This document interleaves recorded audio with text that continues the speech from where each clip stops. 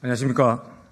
더민주 전국혁신회의 수석대변인을 맡고 있는 김성진 변호사입니다. 오늘 더불어민주당 역사와 민주적 절차를 부정하고 있는 이낙연 전 대표에 대한 비판 기자회견을 준비했습니다. 먼저 참석자 소개를 하겠습니다. 김우영 더민주 전국혁신회의 상임대표님 인사드리겠습니다. 강의원 공동대표님 인사드리겠습니다. 오성규 서울혁신회의 상임대표 인사드리겠습니다. 함께해 주신 의원님들 인사드리겠습니다. 강득구 의원님 오셨습니다. 오늘 소개 의원이십니다. 이동주 국회의원님 오셨습니다. 양의원영 국회의원 오셨습니다. 더민주 전국혁신회의 대변인단 한 분 소개시키겠습니다. 조상호 대변인 오셨습니다. 허소영 대변인 인사드리겠습니다. 백종훈 대변인 오셨습니다. 이원영 대변인 오셨습니다. 먼저 모두 발언과 의원님들 말씀 듣는 순서를 갖도록 하겠습니다. 모두 발언은 먼저 더민주 전국혁신회의 김우영 상임대표님께서 해주시겠습니다. 네, 더민주 혁신회의 상임대표 김우영입니다. 더민주 전국혁신회의는 민주당의 기득권 타파와 혁신을 통하여 민주당이 다시금 수권 정당으로 거듭날 수 있도록 하고자 하는 평당원의 조직입니다.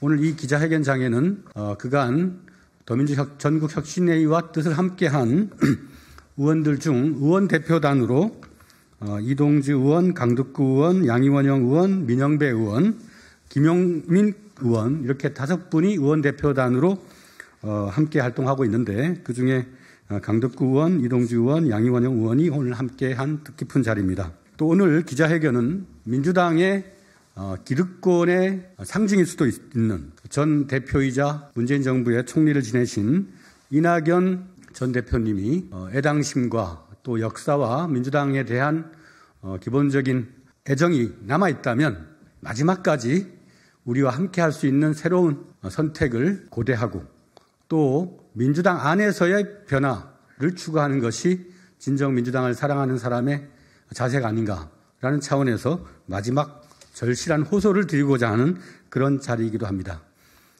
전국의 더민주 전국혁신회의 회원들이 민주당의 변화를 추구하고 이번 총선을 앞두고 단결과 또 혁신을 통해서 국민들의 무너져가는 삶을 지키는 민주당의 모습을 반드시 선보일 수 있도록 노력하도록 하겠습니다. 감사합니다. 안양 만화구 출신 강득구 의원입니다. 이낙연 전 대표의 신당 창당은 명분 없는 행태입니다. 민주당 대표까지 지낸 분이 민주당을 분열하는 신당을 창당한다는 것을 누가 동의하고 누가 공감하겠습니까? 총선이 불과 110여일이 남았습니다. 지금은 윤석열 정권과 싸워야 할 때지 분열할 때가 아닙니다. 분열로 인한 총선 패배는 단언컨대 검찰 독재 시대를 더 강고하게 열어줄 것입니다. 분열을 획책하는 세력은 민주주의적이며 검찰 정권의 앞잡이입니다. 지금 이낙연 전 대표의 창당은 분열을 말하고 있습니다. 윤석열 정권의 검찰 독재에 맞서기보다 민주당을 비판합니다. 심지어 이준석을 칭찬하고 수구 세력과 손을 맞잡겠다고 공공연하게 외치고 있습니다. 저는 이낙연 전 대표의 정치 행태에 동의할 수 없습니다. 작금의 이낙연 전 대표의 모습은 민주주의 가치를 짓밟아온 앞잡이 카르텔의 재현으로 보입니다.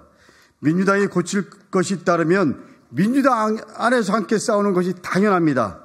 민주당 분열은 그 어떤 레토릭으로도 결코 미화될 수 없는 윤석열 검찰 독재를 이롭게 하는 앞잡이 행태에 불과합니다. 불의한 역사의 사역을 지켜온 앞잡이들과 같습니다. 민주당을 분열시키려는 망동을 묵과할 수 없습니다. 묵과하지 않겠습니다. 저는 민주당 분열 세력과 끝까지 싸우겠습니다. 이낙연 전 대표님, 지금은 윤석열 정권과 싸울 때입니다. 역사의 가오를 짓지 마십시오. 분당을 추진한다면 앞으로의 모든 일의 책임은 이낙연 전 대표께 있다는 것을 분명히 명심하시기 바랍니다.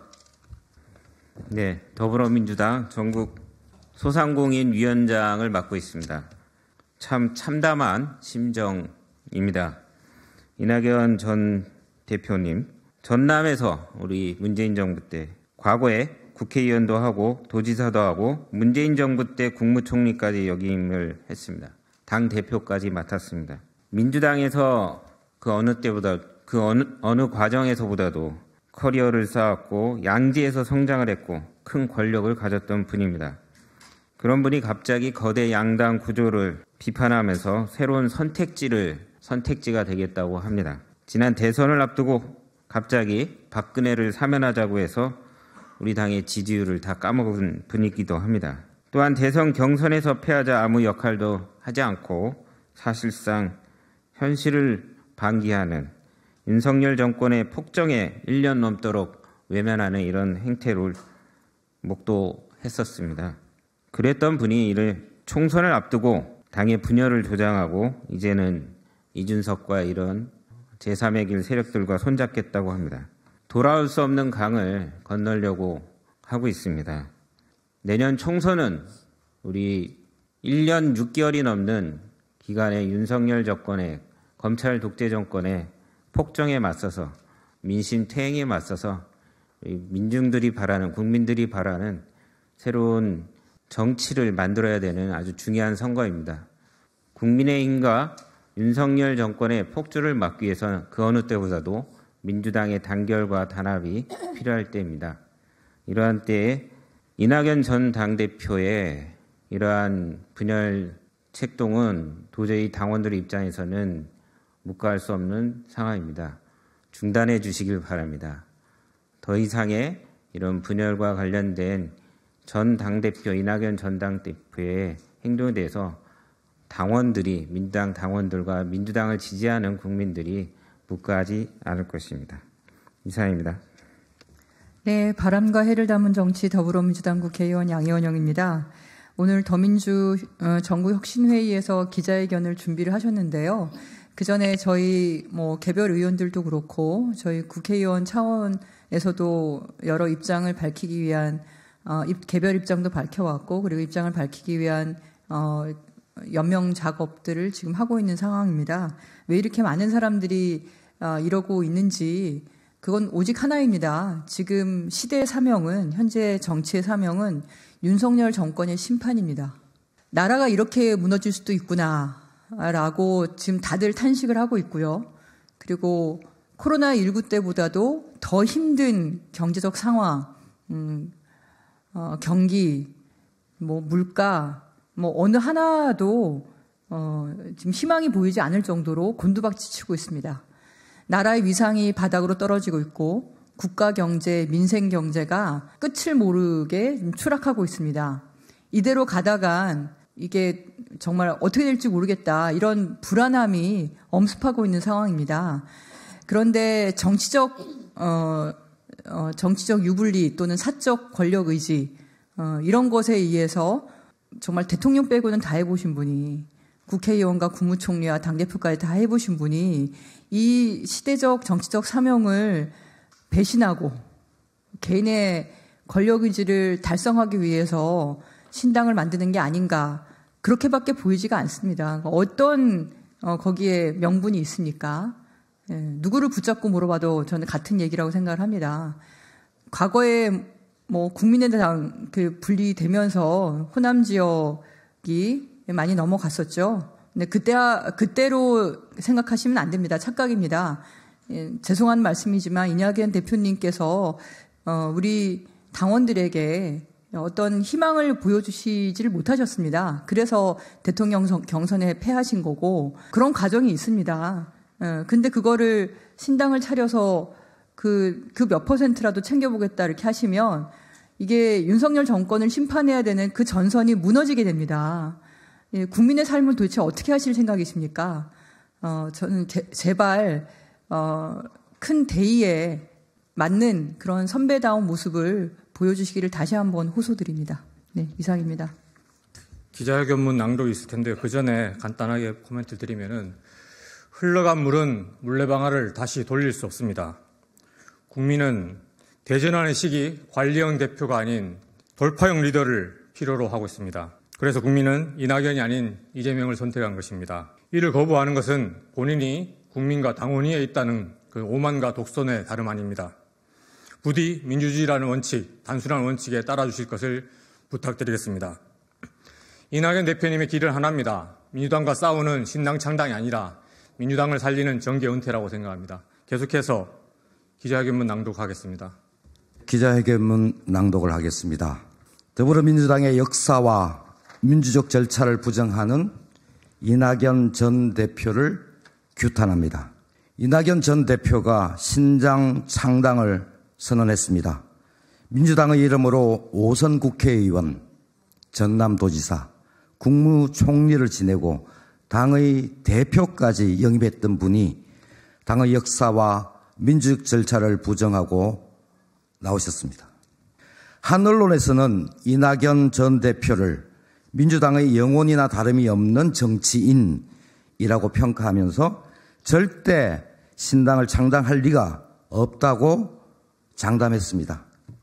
그런 평가를 받은 분이 헛된 정치적 욕망으로 자신의 역사와 민주당의 이름에 먹칠을 하고 선후배 동지들에게 깊은 상처를 주고 있습니다. 이낙연 전 대표가 얘기하는 신당 창당 이유를 도저히 이해하기 어렵습니다. 양극화된 정치 때문이라고 하는데 집권 여당 민주당을 이끌었던 전직 당대표로서 매우 무책임한 태도입니다. 이낙연 전 대표는 대표 시절에나 그 이후에도 정치 양극화 문제를 해결해보자고 단 한 번도 얘기한 적이 없습니다. 지친 마음에 정치계를 떠나겠다는 이유라면 몰라도 신당 창당을 하는 이유가 되긴 어렵습니다. 대다수 당원과 국민들은 자신의 정치적 욕망을 숨길 거짓 명분으로밖에 보지 않을 것입니다. 더구나 이재명 당대표가 취임한 이후 무도한 윤석열 정권의 폭정으로 쓰러지는 민생을 바로 세우기 위해 정의당, 기본소득당, 진보당과 함께 야4당이 꾸준히 입법 공조를 해왔습니다. 검찰 독재 정권의 정적 제거를 위한 구속영장도 야당과 시민사회가 함께 연대하여 막아냈습니다. 그럼에도 이재명 대표는 적대와 대결의 정치를 막고자 윤석열 대통령에게 8번의 영수회담을 제안하였습니다. 지금 양극화된 정치를 대화와 타협, 공존의 정치로 바꾸자는 세력이 민주당이고 이재명 대표입니다. 정치 양극화의 책임은 끝까지 제1야당 대표를 중범죄자 취급을 하는 윤석열 대통령과 국민의힘에게 물어야 합니다.